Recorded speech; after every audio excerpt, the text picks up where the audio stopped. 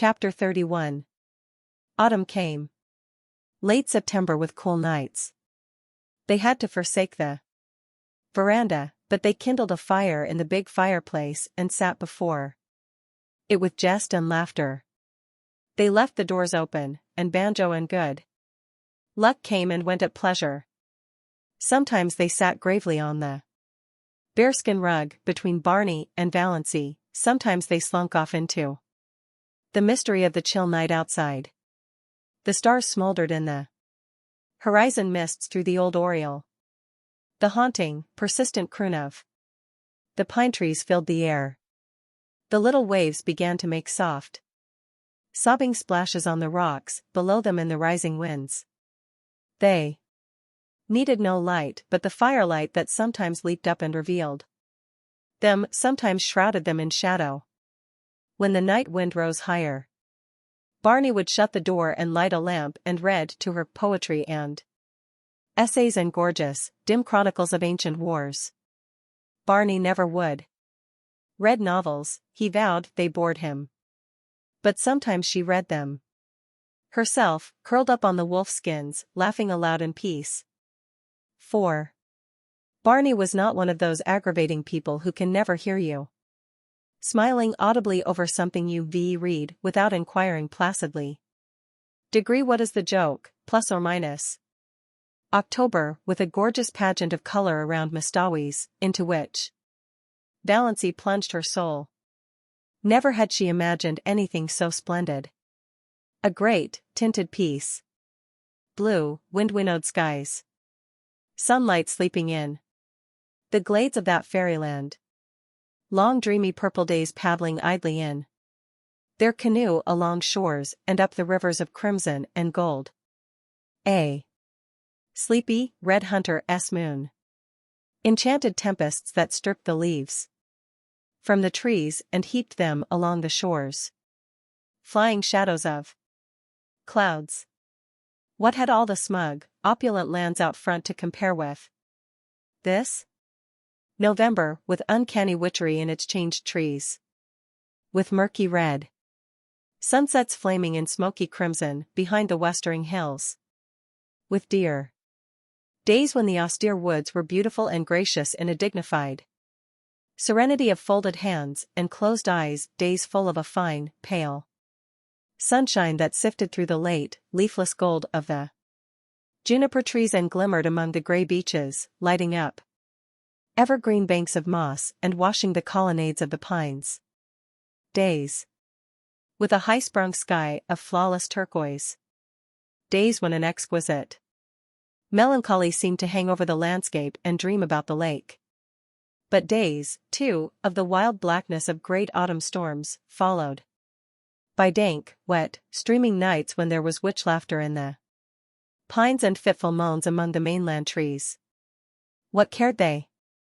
Old Tom had built his roof well, and his chimney drew degree warm fire, books, comfort, safety from storm, our cats on the rug. Moonlight, plus or minus, said Barney. Degree, would you be any happier now if you had $1 million, plus or minus? Degree, no, nor half so happy. I'd be bored by conventions and obligations. Then, plus or minus. December. Early snows and Orion. The pale fires of the Milky Way. It was really winter now, wonderful, cold, starry winter. How Valancy had always hated winter. Dull, brief, uneventful days.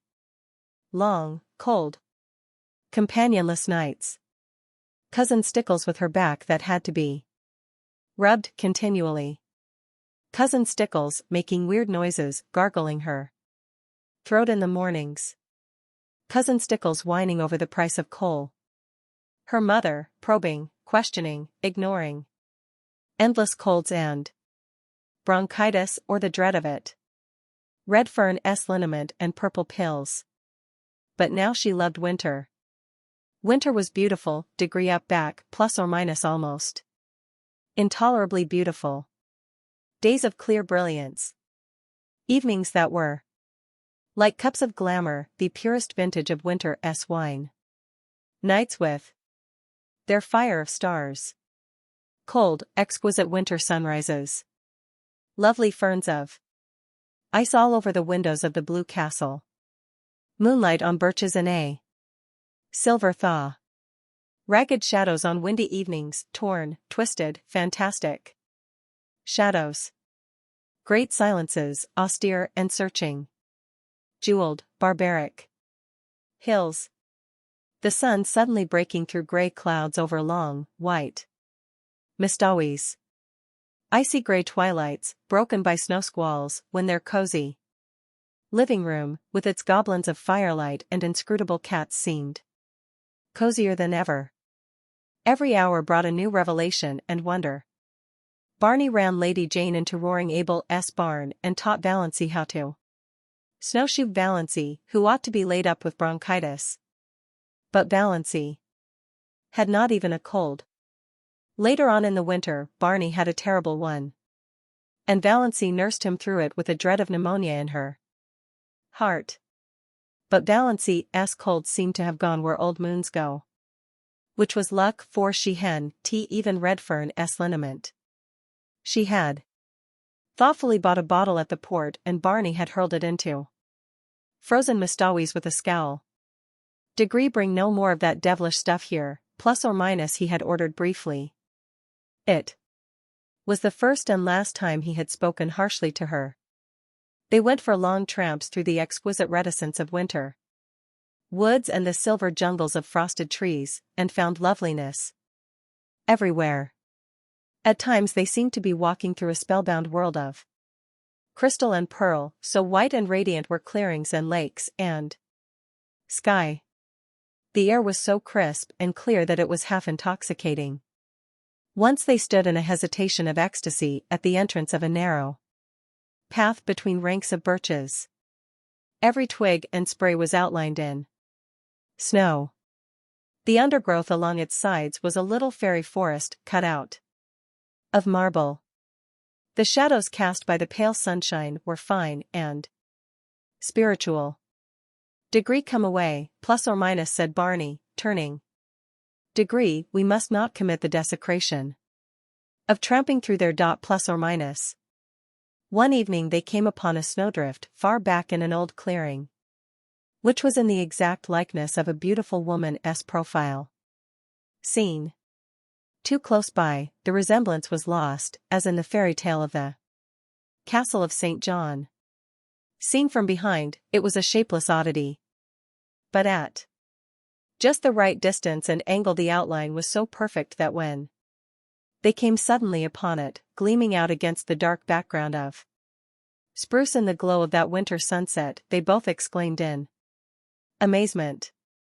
There was a low, noble brow, a straight, classic nose, lips and chin and cheek curve modeled as if some goddess of old time had sat to the sculptor, and a breast of such cold, swelling purity as the very spirit of the winter woods might display. Degree all the beauty that old Greece and Rome, sung, painted, taught, plus or minus. Quoted Barney. Degree, and to think no human eyes save ours have seen or will see it, plus or minus. Breathed Valancy, who felt at times as if she were living in a book by John Foster. As she looked around her, she recalled some passages she had marked in the new Foster book Barney had brought her from the port, with an adjuration not to expect _him to read or listen to it. Degree all the tintings of winter woods are extremely delicate and elusive, plus or minus, recalled Valancy. Degree, when the brief afternoon wanes and the sun just touches the tops of the hills, there seems to be all over the woods an abundance, not of color, but of the spirit of color. There is really nothing but pure white after all, but one has the impression of fairy-like blendings of rose and violet, opal and heliotrope on the slopes, in the dingles, and along the curves of the forest land. You feel sure the tint is there, but when you look at it directly, it is gone. From the corner of your eye you are aware that it is lurking over yonder in a spot where there was nothing but pale purity a moment ago. Only just when the sun is setting is there a fleeting moment of real color. Then the redness streams out over the snow and incarnadines the hills and rivers and smites the crest of the pines with flame. Just a few minutes of transfiguration and revelation and it is gone. Degree, I wonder if John Foster ever spent a winter in Mistawis, plus or minus said Valancy. Degree not likely, plus or minus scoffed Barney. Degree people who write tosh like that generally write it in a warm house on some smug city street. Plus or minus. Degree, you are too hard on John Foster, plus or minus said Valancy severely. Degree, no one could have written that little paragraph I read you last night without having seen it first. You know he couldn't. Plus or minus. Degree, I didn't listen to it, plus or minus said Barney morosely. Degree, you know I told you I wouldn't. Plus or minus. Degree, then you've got to listen to it now, plus or minus persisted Valancy.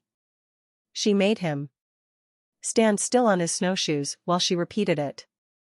Degree, she is a rare artist, this old Mother Nature, who works, degree, for the joy of working, plus or minus, and not in any spirit of vain show. Today the fir woods are a symphony of greens and grays, so subtle that you cannot tell where one shade begins to be the other. Gray trunk, green bough, gray-green moss above the white, gray-shadowed floor. Yet the old gypsy doesn't like unrelieved monotones. She must have a dash of color. See it. A broken dead fir bough, of a beautiful red-brown, swinging among the beards of moss. Plus or minus. Degree, good lord, do you learn all that fellow's books by heart, plus or minus was Barney's disgusted reaction as he strode off. Degree, John Foster's books were all that saved my soul alive the past 5 years, plus or minus averred Valancy. Degree, oh, Barney, look at that exquisite filigree of snow in the furrows of that old elm tree trunk. Plus or minus. When they came out to the lake, they changed from snowshoes to skates and skated home. For a wonder Valancy had learned, when she was a little schoolgirl, to skate on the pond behind the Deerwood School. She never had any skates of her own, but some of the other girls had lent her theirs, and she seemed to have a natural knack of it. Uncle Benjamin had once promised her a pair of skates for Christmas, but when Christmas came, he had given her rubbers instead. She had never skated since she grew up, but the old trick came back quickly and glorious were the hours she and Barney spent skimming over the white lakes and past the dark islands where the summer cottages were closed and silent. Tonight they flew down Mistawis before the wind in an exhilaration that crimsoned Valancy's cheeks under her white tam. And at the end was her dear little house on the island of pines with a coating of snow on its roof, sparkling in the moonlight. Its windows glinted impishly at her in the stay gleams. Degree, looks exactly like a picture book, doesn't it, plus or minus said Barney. They had a lovely Christmas. No rush. No scramble. No niggling attempts to make ends meet. No wild effort to remember whether she had given the same kind of present to the same person 2 Christmases before. No mob of last-minute shoppers, no dreary family degree reunions, plus or minus where she sat mute and unimportant, no attacks of degree nerves. Plus or minus they decorated the blue castle with pine boughs, and Valancy made delightful little tinsel stars and hung them up amid the greenery. She cooked a dinner to which Barney did full justice, while Good Luck and Banjo picked the bones. Degree, a land that can produce a goose like that is an admirable land, plus or minus vowed Barney. Degree, Canada forever, plus or minus, and they drank to the Union Jack a bottle of dandelion wine that Cousin Georgiana had given Valancy along with the bedspread. Degree, one never knows, plus or minus Cousin Georgiana had said solemnly, degree, when one may need a little stimulant. Plus or minus. Barney had asked Valancy what she wanted for a Christmas present. Degree something frivolous and unnecessary, plus or minus, said Valancy, who had got a pair of galoshes last Christmas and 2 long-sleeved, woolen undervests the year before. And so on back. To her delight, Barney gave her a necklace of pearl beads. Valancy had wanted a string of milky pearl beads like congealed moonshine all her life. And these were so pretty. All that worried her was that they were really too good. They must have cost a great deal, $15, at least. Could Barney afford that? She didn't know a thing about his finances. She had refused to let him buy any of her clothes. She had enough for that, she told him, as long as she would need clothes. In a round, black jar on the chimney-piece, Barney put money for their household expenses. All was enough. The jar was never empty, though. Valancy never caught him replenishing it. He couldn't have much, of course, and that necklace, but Valancy tossed care aside. She would wear it and enjoy it. It was the first pretty thing she had ever had.